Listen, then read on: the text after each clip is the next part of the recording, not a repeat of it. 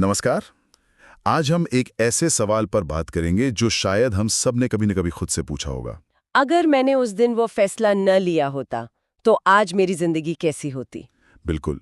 हम सब की जिंदगी में कुछ अफसोस होते हैं, कुछ व्हाट इफ्स होते हैं। और आज हमारे पास मैट हेग की किताब द मिडनाइट लाइब्रेरी है, जो इसी सवाल को एक कहानी की शक्ल देती है।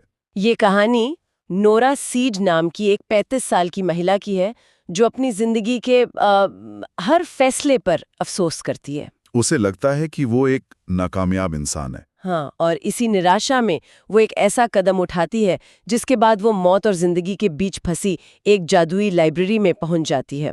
एक ऐसी लाइब्रेरी जहां हर किताब एक नई जिंदगी का दरवाजा है। एक ऐसी जिंदगी जो वो जी सकती थी अगर उसने अतीत में कोई अलग रास्ता चुना होता। तो आज हम इस कहानी के जरिए अफसोस, चॉइस और जिंदगी के मतलब को समझने की कोशिश करेंगे। चलिए नोरा सीड की बिखरती हुई दुनिया से शुरू करते हैं। और तो और उसका पालतू बिल्ला मर जाता है। उसका आखिरी पियानो स्टूडेंट भी क्लास छोड़ देता है। और अपने भाई के साथ भी उसका रिश्ता टूटने की कगार पर है। उसे लगता है जैसे जैसे कायनात उसे इशारा कर रही है कि उसकी कोई जरूरत नहीं है। और ये सारी घटनाएं उसके पुराने अफसोसों को और भी गहरा कर देती हैं ना। हाँ, उसे याद आता है कि वो एक ओलंपिक स्विमर बन सकती थी पर उसने छोड़ दिया। वो एक मशहूर बैंड की सिंगर बन सकती थी पर वो घबरा गई। उसने अपने मंगेतर से शादी तोड़ दी थी। हाँ, उसे लगता है कि उसकी जिंदगी उन मौकों का कब्रिस्तान है जिन्हें उसने गंवा दिया, और यही बोझ उसे उस फैसले तक ले जाता है जहां वो अपनी जान लेने की कोशिश करती है। और आधी रात को जब घड़ी में 0000 बजते हैं, वो मरने की बजाय खुद को एक अजीब सी जगह पर पाती है। एक बहुत बड़ी लाइब्रेरी। ये कोई आम लाइब्रेरी नहीं है। नहीं, ये मिडनाइट लाइब्रेरी है। ये वो जगह है जो मौत और जिंदगी के बीच मौजूद है, और वहां उसे मिलती है मिसेस एल्म, उसकी स्कूल लाइब्रेरियन। अच्छा, जो हमेशा उस पर मेहरबान थी। वही, वो उसे बताती हैं कि इस लाइब्रेरी की हर किताब नोरा की एक समानांतर जिंदगी है, एक ऐसी हकीकत जो बन सकती थी अगर उसने कोई छोटा या बड़ा फैसला अलग लिया होता। ये तो कमाल का कॉन्सेप्ट है। तो मतलब हर व्हाट इफ के लिए एक पूरी की पूरी जिंदगी मौजूद है। हाँ, और उसे एक द बुक ऑफ रिग्रेट्स भी मिलती है, एक मोटी सी किताब जिसमें उसके सारे अफसोस लिखे हैं। तो मिसेस एल्म उसे एक मौका देती हैं कि कोई भी किताब चुनो, उस जिंदगी को जीकर देखो, और अगर कोई जिंदगी पसंद आ जाए तो हमेशा के लिए उसी में रह जाओ। पता है, इसमें एक मजेदार बात यह है कि लेखक ने इस बीच की जगह के लिए लाइब्रेरी को ही क्यों चुना। हाँ, ये मैंने भी सोचा। शायद इसलिए क्योंकि लाइब्रेरी ज्ञान, संभावनाओं और कहानियों का घर होती है, और नोरा की हर संभाव्य जिंदगी एक अलग कहानी ही तो है। तो जाहिर है नूरा अपने सबसे बड़े अफसोस को ठीक करना चाहेगी। वो कौन सी जिंदगी सबसे पहले चुनती है? वो जिंदगी जिसमें उसने अपने मंगेतर डैन से शादी नहीं तोड़ी थी। उसे लगता है कि अकेलापन ही उसकी सबसे बड़ी समस्या है, और शायद डैन के साथ वो खुश रहती। तो वो एक किताब उठाती है और बस पलक झपकते ही खुद को एक पब के बाहर पाती है डैन के साथ। ये उनका सपना था, शहर से दूर एक छोटा सा पब चलाना। तो क्या ये जिंदगी वैसी ही खूबसूरत थी जैसा उसने सोचा था? शुरुआत में तो ऐसा ही लगता है, लेकिन बहुत जल्द उसे हकीकत का सामना करना पड़ता है। अच्छा। उसे पता चलता है कि डैन बहुत ज्यादा शराब पीता है और उसका किसी और के साथ अफेयर भी है। ओहो। वो जिस प्यार और सुकून के लिए जिंदगी में आई थी वो यहाँ था ही नहीं। ये जिंदगी बाहर से जितनी अच्छी दिख रही थी, अंदर से उतनी ही खोखली थी। और जैसे ही उसे एहसास होता है वो वापस लाइब्रेरी में आ जाती है। बिल्कुल। तो पहला सबक तो यही मिला कि जिस चीज का हमें सबसे ज्यादा अफसोस होता है, जरूरी नहीं कि वो हकीकत में बेहतर होती। सही बात है। हमारी यादें और कल्पनाएं अक्सर असलियत को मीठा बना देती हैं। हम अक्सर अपने अतीत के परफेक्ट वर्जन बनाते हैं, जबकि हकीकत कहीं ज्यादा कॉम्प्लिकेटेड होती है। तो इस अनुभव के बाद नोरा दूसरी जिंदगियों को आजमाने का फैसला करती है। हाँ, वो उन जिंदगियों को चुनती है जो दूसरों की उम्मीदों पर आधारित थीं। जैसे कि ओलंपिक स्विमर बनना, वो तो उसके पिता का सपना था। बिल्कुल।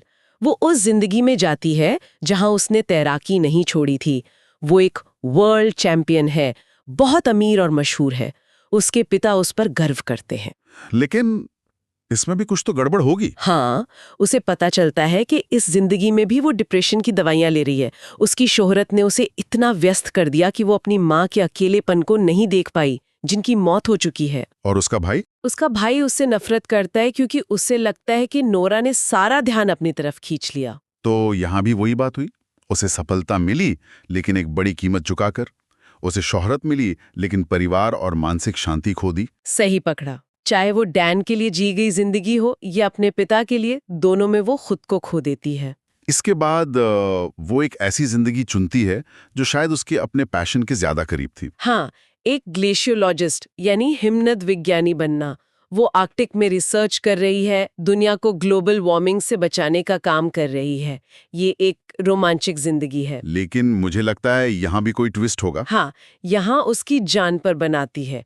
एक पोलर बेयर उस पर हमला कर देता है। ओह, और मौत को इतने करीब से देखकर उसे पहली बार पूरी शिद्दत से एहसास होता है कि वो मरना नहीं चाहती, वो जीना चाहती है। हाँ, अपनी असली जिंदगी में वो मरना चाहती थी, लेकिन यहाँ मौत के मुंह में खड़े होकर उसे जीने की इच्छा महसूस होती है। से होती है ना? हाँ, योगो भी उसकी तरह ही अलग अलग जिंदगियों के बीच सफर कर रहा है। वो नोरा को क्वांटम फिजिक्स के मैनी वर्ल्ड्स इंटरप्रिटेशन के बारे में बताता है। ये तो एक असली वैज्ञानिक थ्योरी है। बिल्कुल, जो कहती है कि हमारे हर फैसले से एक नया समानांतर ब्रह्मांड या यूनिवर्स बन जाता है। वाह, ये तो दिमाग घुमा देने वाला आइडिया है। मतलब ये कि क्या होता अगर वाली हर सोच एक असली दुनिया में मौजूद है। कहानी के हिसाब से हाँ, और ये आइडिया नोरा के लिए बहुत मायने रखता है। इसका मतलब है कि अफसोस करना बेकार है। वो जिंदगी जिसमें उसने शादी की, वो जिंदगी जिसमें वो सिंगर बनी, वो कहीं ना कहीं मौजूद है। बस वो उसकी नहीं है। सही कहा। ये उसे अपने फैसलों के बोझ से आजाद करता है। अब सवाल ये नहीं है कि कौन सी जिंदगी बेहतर है, सवाल ये है कि वो कौन सी जिंदगी जीना चाहती है। तो कई नाकामयाब कोशिशों के बाद नोरा थक जाती है।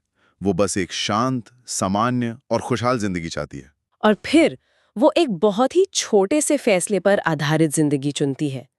सालों पहले ऐश नाम के एक लड़के ने उसे कॉफी के लिए पूछा था और उसने मना कर दिया था। अब वो उस जिंदगी में जाती है जहां उसने हाँ कहा था। और ये जिंदगी कैसी होती है? ये जिंदगी लगभग परफेक्ट लगती है। इस जिंदगी में उसकी शादी ऐश से हुई है, जो एक बहुत अच्छा इंसान और एक कामयाब डॉक्टर है। और उनकी एक प्यारी सी बेटी है, मॉली। नोरा यूनिवर्सिटी में फिलॉसफी पढ़ाती है। उसे प्यार, परिवार और एक मकसद, वो सब कुछ मिलता था जो उसे लगता था कि उसकी अपनी जिंदगी में नहीं था। तो क्या आखिरकार उसे अपनी मंजिल मिल रही? क्या वो इस जिंदगी में हमेशा के लिए रह सकती है? वो रहना तो चाहती है। उसे अपनी बेटी मॉली से इतना प्यार हो जाता है कि वो सोच भी नहीं सकती उसे छोड़ने के बारे में। लेकिन यहीं कहानी का सबसे बड़ा और दिल तोड़ने वाला मोड़ आता है। क्या होता है? जैसे जैसे वो इस जिंदगी में बसने की कोशिश करती है, मिडनाइट लाइब्रेरी ढहने लगती है। क्यों?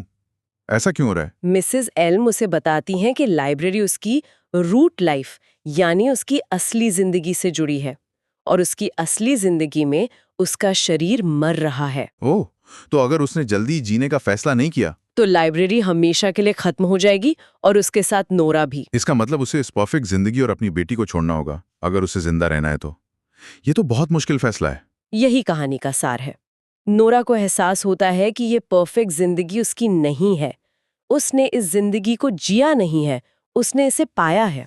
इसके रिश्ते, इसकी यादें उसने कमाए नहीं है। हाँ, उसे समझ आता है कि किसी और की बनी बनाई खुशी में शामिल होने से बेहतर है अपनी अधूरी जिंदगी को खुद संवारना। उसे जीने के लिए किसी परफेक्ट जिंदगी की जरूरत नहीं है, उसे बस जीने की इच्छा की जरूरत है। और वो इच्छा उसे पोलर बेयर वाले अनुभव से मिल चुकी थी। तो वो एक आखिरी, सबसे मुश्किल फैसला ले लेती है। वो अपनी असली, टूटी फूटी, दर्द भरी जिंदगी को चुनती है। वो ऐश और मॉली को अलविदा कहती है। हाँ, और पूरी ताकत से अपनी असली जिंदगी में लौटने की कोशिश करती है। वो अपनी आंखें खोलती है और खुद को अपने घर के फर्श पर पाती है। उसने जो दवाइयां खाई थीं, उन्हें वो उल्टी कर देती है और लड़खड़ाते हुए मदद के लिए अपने पड़ोसी मिस्टर बैनर्जी का दरवाजा खटखटाती है। और यहीं से उसकी असली नई जिंदगी की शुरुआत होती है। अस्पताल में उसका भाई जो उससे मिलने आता है और सालों बाद उनके रिश्ते में जमी बर्फ पिघलने लगती है। उसे पता चलता है कि उसका भाई भी अपनी जिंदगी से खुश नहीं था। वो दोनों एक दूसरे को समझने लगते हैं। तो ये कहानी हमें कुछ बहुत जरूरी बातें सिखाती है। पहली, जैसा कि एल्बर्ट कामू ने कहा था, आपको जिंदगी से खुश रहने का इंतजार नहीं करना चाहिए ताकि आप उसे जीना शुरू कर सकें। नोरा ने हजारों जिंदगियां जीकर यही सीखा कि कोई भी जिंदगी बिना मुश्किलों के नहीं होती। खुशी परफेक्शन में नहीं, बल्कि इम्परफेक्शन को अपनाने में है। बिल्कुल। और दूसरी बात जो मुझे बहुत अच्छी लगी कि जिंदगी की कीमत अक्सर उसे खोने के डर से ही समझ आती है। वही तो, नोरा को जब लगा कि वो सच में मर सकती है, तभी उसे जीने की सबसे ज्यादा इच्छा हुई। और आखिर में किताब की एक लाइन है, सीखने का एकमात्र तरीका है जीना। आपको हर संभावना को आजमाने की जरूरत नहीं है, आपको बस एक जिंदगी को, अपनी जिंदगी को पूरी तरह से जीने की जरूरत है। ये कहानी एक बहुत ही खूबसूरत सवाल हमारे लिए छोड़ जाती है। हम हमेशा सोचते हैं कि कहीं और घास ज्यादा हरी है, the grass is always greener on the other side. हाँ, लेकिन क्या हो अगर सबसे ज्यादा खुशी और सबसे उपजाऊ जमीन वहीं हो जहां हम खड़े हैं? बस जरूरत है तो उस पे ध्यान देने की, उसे संवारने की और उसे अपना मानने की।